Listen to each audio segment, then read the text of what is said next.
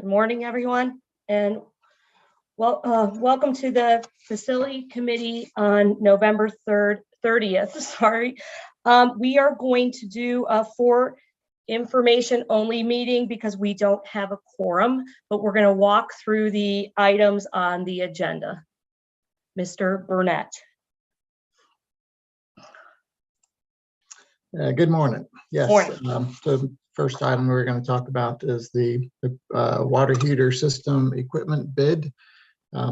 We had one bid received. That was November 10th. It was Hughes Supply, and we provided the information as far as what our budgets were. You'll see that we came in well under budget, and the reason for that is we're self-performing the work. So we're buying the equipment. Equipment came in at $121,623.27. So at the full board meeting, we'll be asking the school board to approve the bid by Hughes Supply for the water heater system equipment at $121,623.27. Okay. Any questions? Okay, next. Piedmont Middle HVAC Systems. We bid this a couple times, July 7th and again November 10th. We repackaged this job. It was quite the effort to get this job to be one that bidders were interested in. We did have 3 contractors submit bids on November 10th. Steel Mechanical Services provided the recommended bid. We've worked with them before. It did come in over budget. We had to supplement the funds with $66,500 from savings from past CIPs. Total bid $247,700.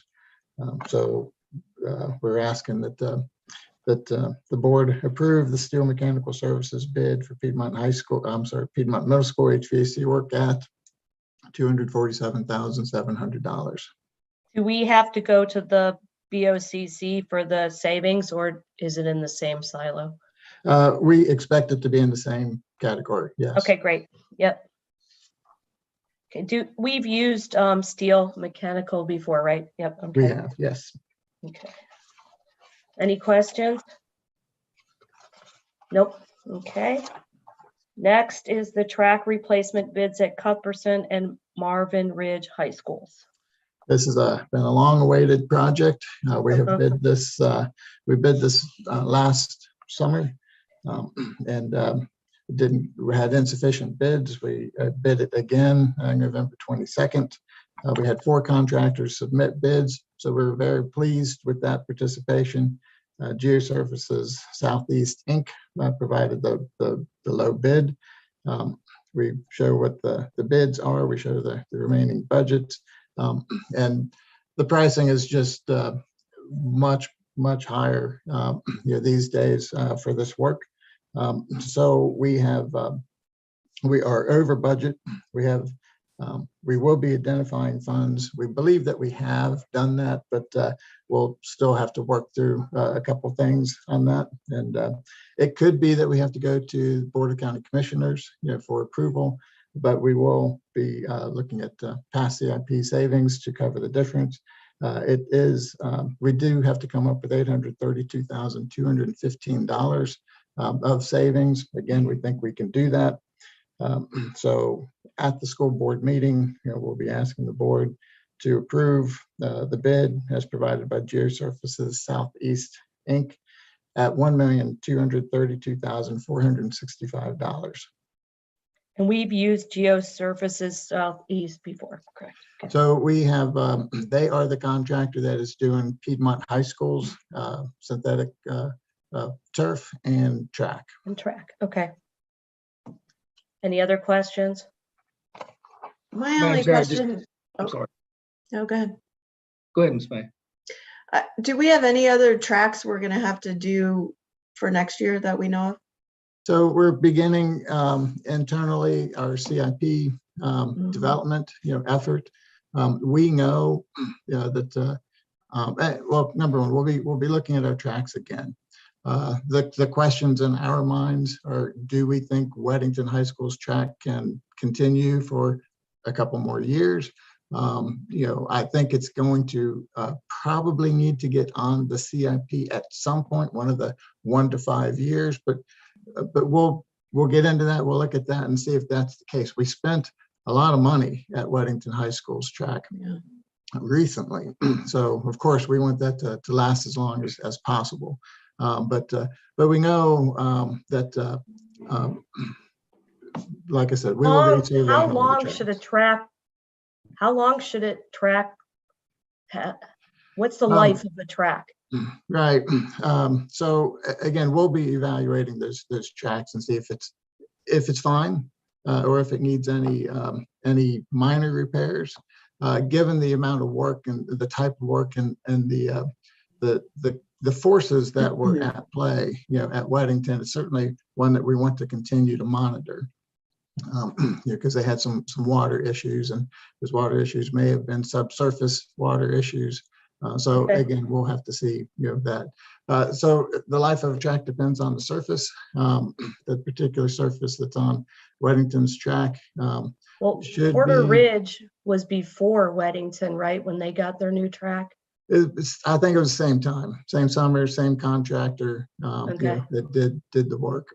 And Okay. but we really should see, for that kind of surface, we would hope 7 or 8 years, Okay. maybe with some minor repairs in there.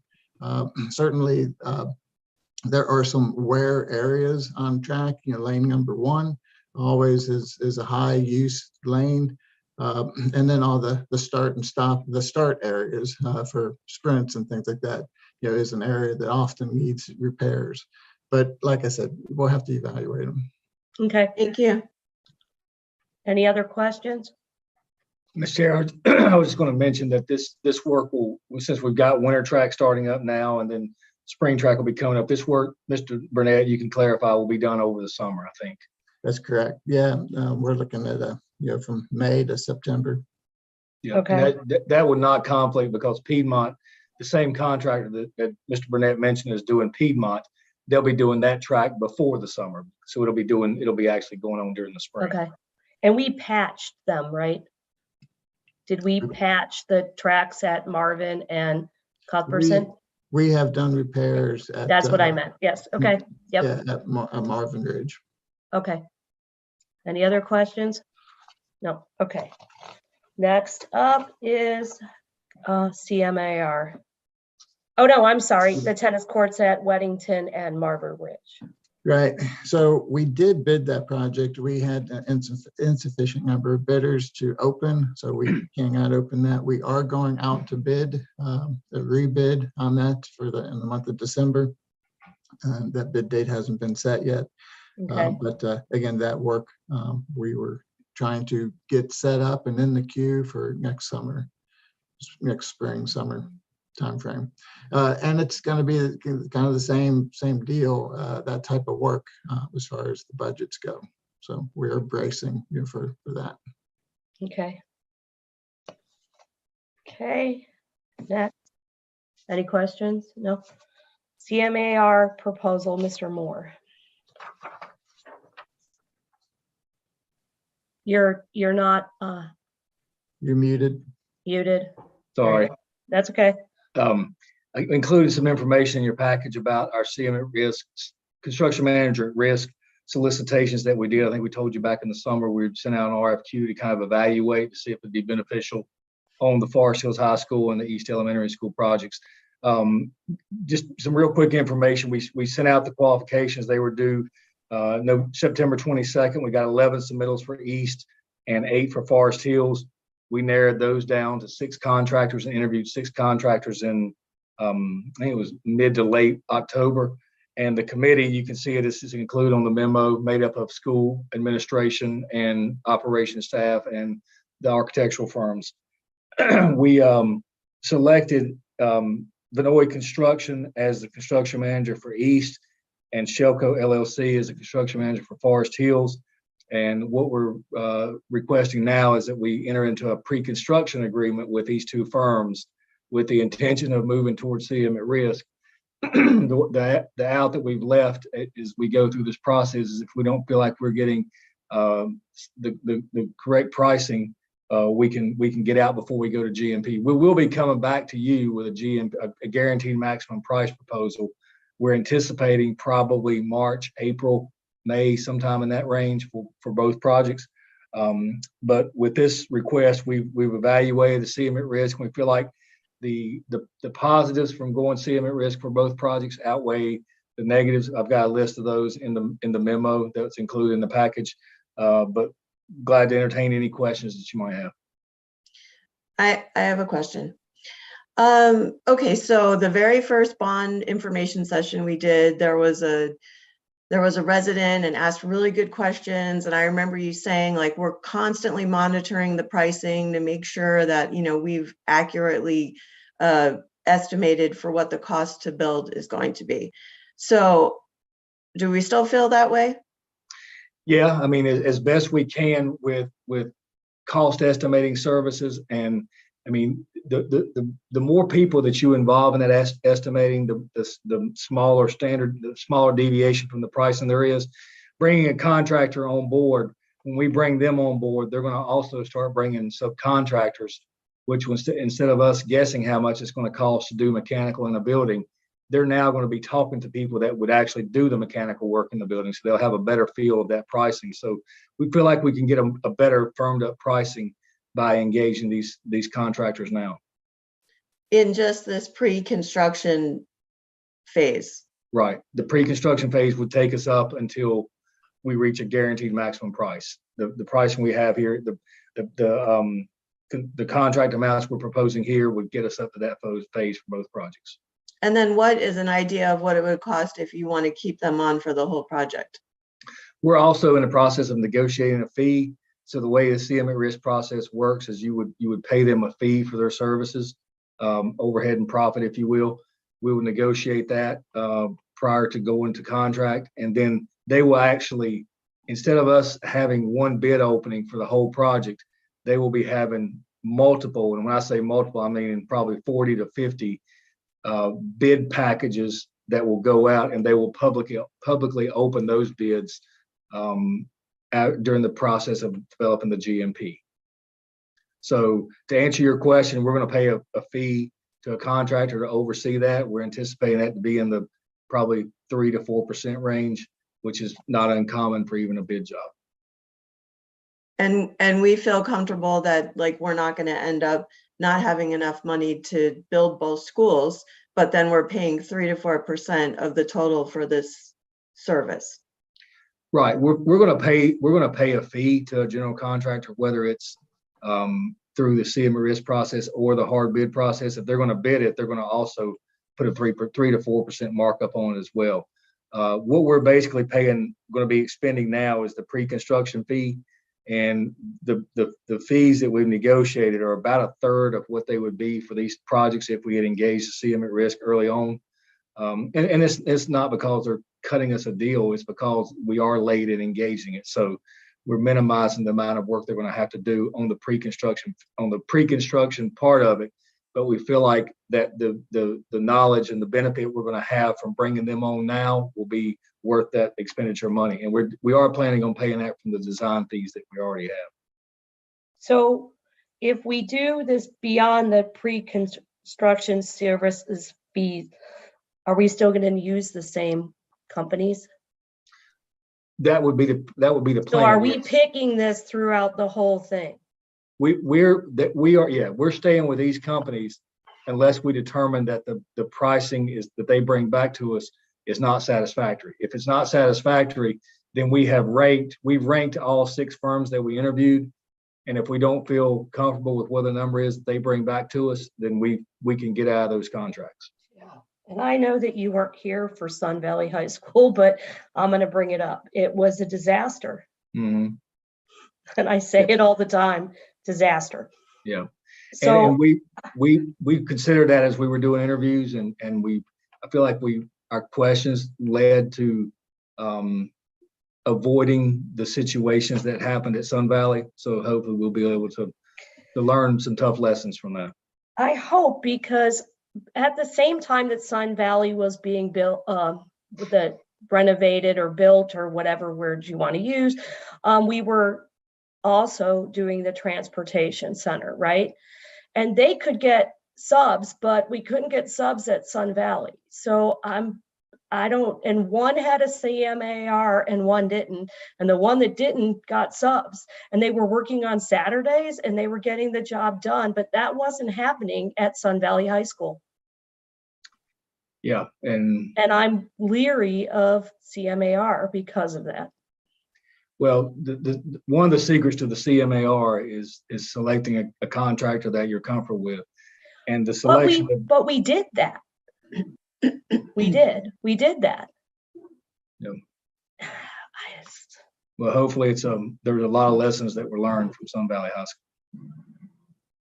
So you feel comfortable that at the point that we're at right now, with what we've come up with for what it's going to cost to build, with supplies going up in price, I mean, the track is just an example, that we can afford to do this and still be able to not have a problem with building both schools the way we want to? Until we get firmer pricing is made from the contractors, we're not going to be able to answer that question. Neither of these contractors have seen the drawings yet, so they haven't given us a price.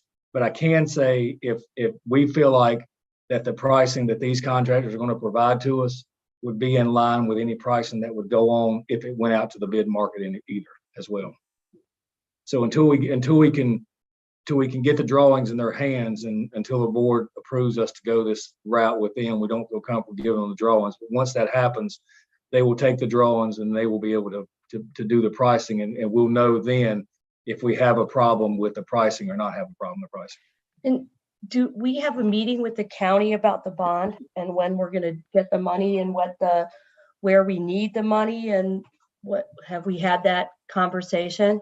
Yeah, we actually had that discussion with them yesterday. Had an initial kickoff meeting, and another thing that we're going to ask these contractors to do is to help us provide some cash flow analysis of what we will be looking for as far as when we will need certain funding. So once we get these firms under contract, we'll start preparing that information for them.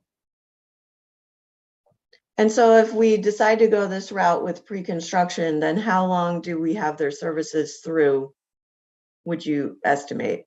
Well, Like, what timeline is that? These fees that are included in the memo would get us through the guaranteed maximum price or the bidding phase.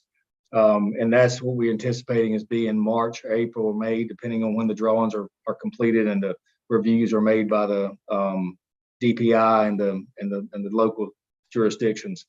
So if we reach satisfactory pricing with them, then we would roll right into a construction. We'll keep the same contract and do an amendment to the contract to move forward with the construction guaranteed maximum price. Is that Forest Hills bill won't that be easier than the East Elementary because they have land to build it on without having to displace students or anything? Yeah, so there will be it's still an occupied site. It's still on a school property. So there's still some things to coordinate with keeping the same gym and the same football stadium. There are a few things we're going to have to work around, but to answer your question, the logistics piece of it is much simpler at Forest Hills than at East Elementary. Have we worked with these companies before? I know Shelco has done, I think they did Cuthbertson Middle and Cuthbertson High. I don't know that Vinoy has done anything for Union County Public Schools, but we checked with other counties that have worked with them and got satisfactory information on both firms. Did you use them in your prior? Vinoy, yes. Vinoy had did, I think, 3 construction management risk projects when I was at Winston Forsyth County Schools. And I think they're actually got awarded another one after I left. And Shelco had done 1 or 2 construction management risk projects. Okay. They did a lot of bid work in Forsyth County before I got there.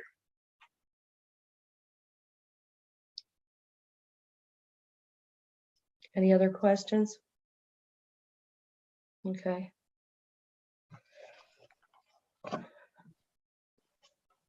I believe that is it. No, there's change order. Yes, we have a change order summary. Change orders had included all CIP projects, Parkwood Middle School and Piedmont High School roofing, which was simply a time extension, Porter Ridge High School scoreboards, CAD concessions, that's a design change. And we had a structural change requested by NCDPI as part of their review. And so that's also has been incorporated. Happy to answer any questions on this. How are things at Piedmont going with the track and the turf? So we had a pre-construction meeting earlier this week, and it went fine. The contractor has not indicated any kind of issues or concerns with the schedule. We were very clear, about the schedule and the milestones that are in there, the things that, have to happen. And they didn't have any issues or objections with those. Okay, thank you. Anything else? No, that's it. Thank you, everyone. Appreciate it. Okay, Thank you. yep, thank you. Bye. Thanks. Have a good day. Yep, you too.